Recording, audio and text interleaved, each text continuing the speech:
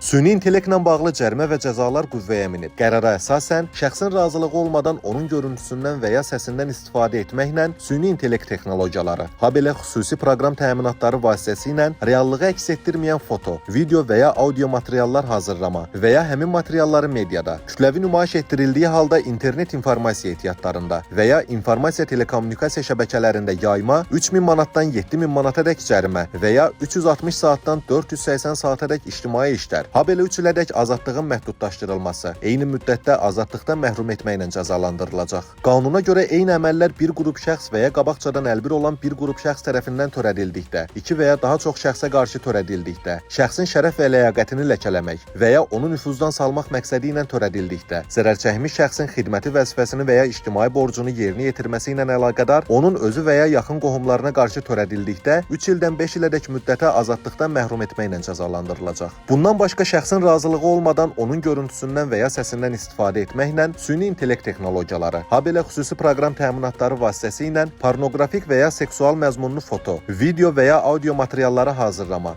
və ya həmin materialları mediada, kütləvi nümayiş etdirildiyi halda internet informasiya ehtiyatlarında və ya informasiya telekommunikasiya şəbəkələrində yayma 3 ildən 7 ilədək azadlıqdan məhrum etməklə cəzalandırılacaq. Sənədə görə süni intellekt texnologiyaları vasitəsilə hazırlanan foto, video və ya audio materiallar kütləvi nümayiş etdirildikdə belə texnologiyalardan istifadə edilməklə hazırlandığını aydın şəkildə göstərən və ya asanlıqla görünən nişanlama ilə təmin edilməlidir.